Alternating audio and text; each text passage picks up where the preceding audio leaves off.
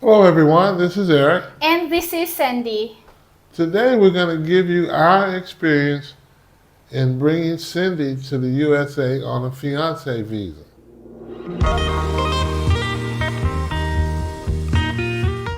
Some of our subscribers have asked what was our experience was like in bringing her to the USA and applying for the fiancé visa.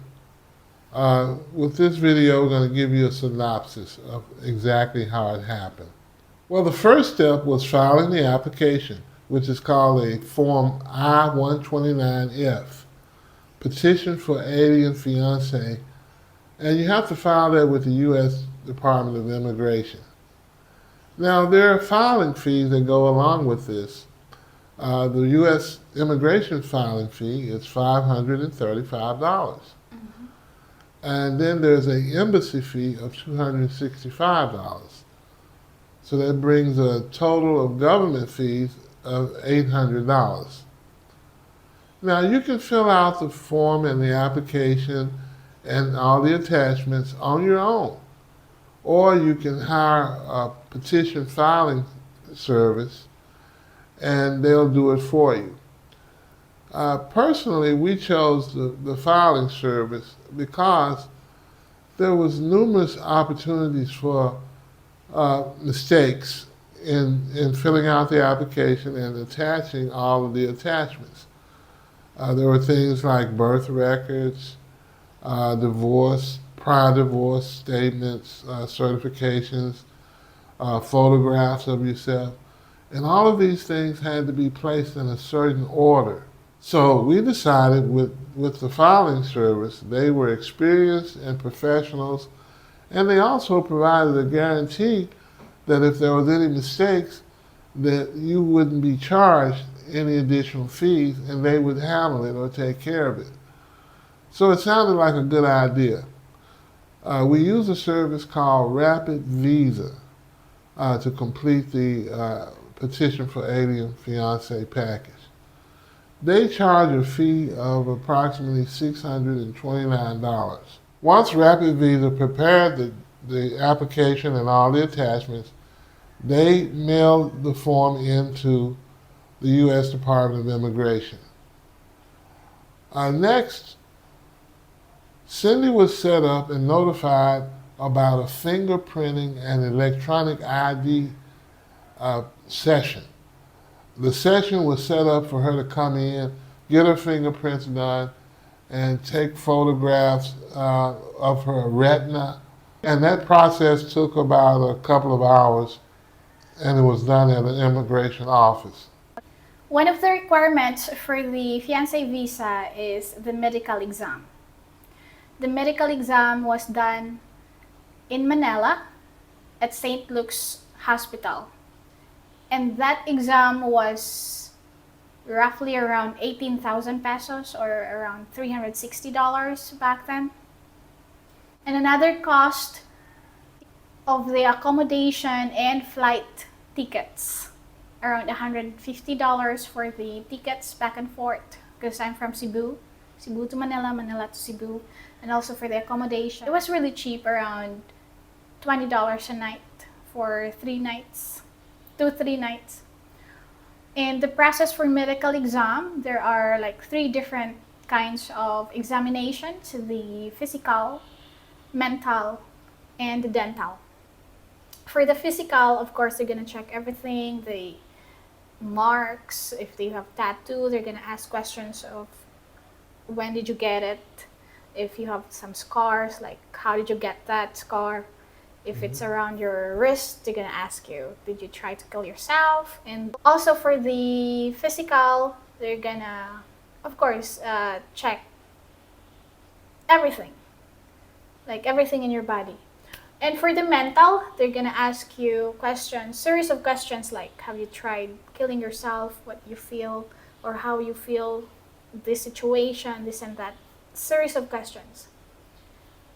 Also for the dental, yes, they're gonna check if you have any cavities, you have to fix it, this and that. Maybe because the dental or the services in the States are expensive. I don't know.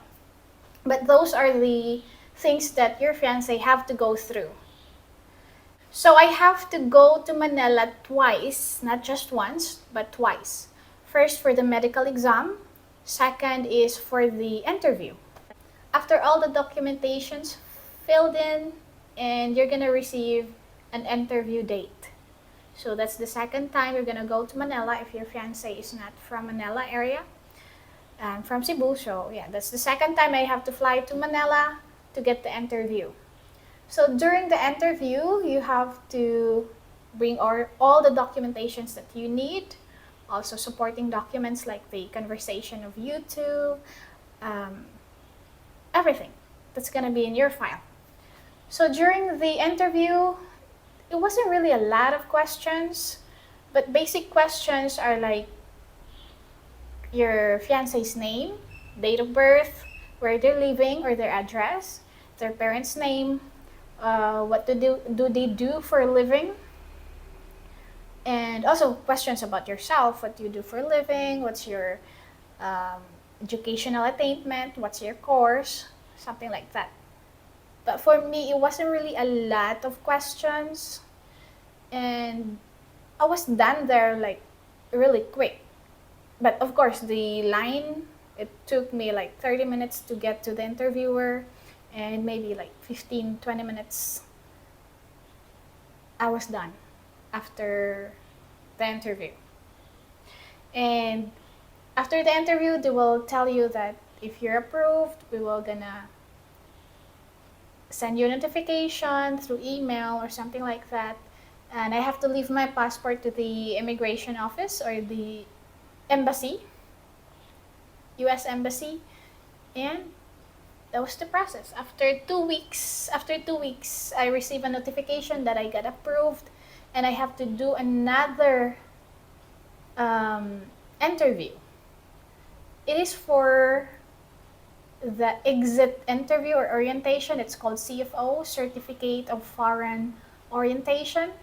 And there, in that orientation, they're gonna ask you series of questions as well. Also, they're gonna teach you how to deal with physical abuse in the States, how to deal with the culture. They're gonna give you some details about um, who to contact to, all those sort of things.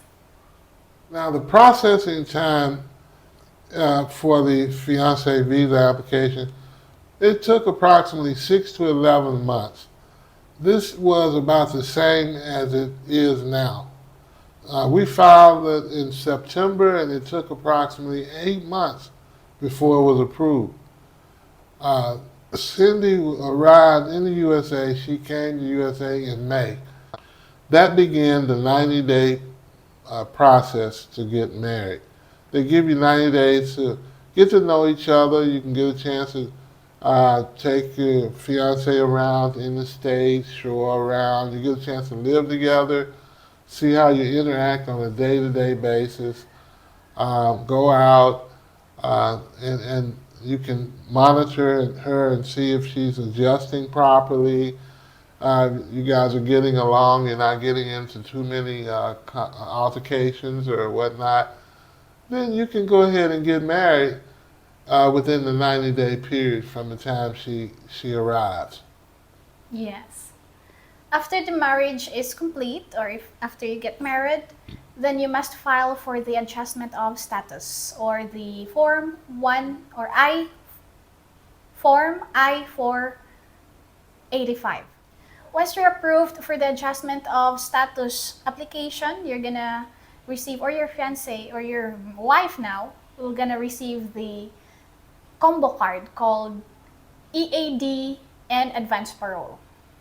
EAD, employment authorization document, that allows your fiance or your wife to work in the States. And for the advance parole, that will allow your wife to get out the country and come back in using that combo card. And that actually is valid for 2 years. So after 2 years, you're gonna apply another adjustment of status, and that will be for the permanent residency or the green card. Good for 10 years. Well, folks, we hope this gives you some insight into the process for filing a fiancé visa. This can be a very convenient way of getting married because the process in the Philippines is much more cumbersome and lengthier. Once she gets to the States, you'll be able to get married with simply an ID, and you can do it at a justice of the peace, and you can get it done basically in a day or so. Some people prefer to do it this way, and I think it was a good way for us after seeing what we were up against with all of the requirements to get married here in the Philippines. We hope this gives you some insight into what it takes to get the Fiancé Visa processed and get it approved so that your Filipina can come to the USA.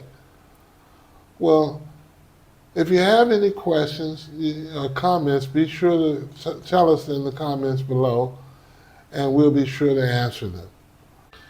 Thanks, everyone. This is Eric. And this is Sandy. And we're signing out. Bye for now.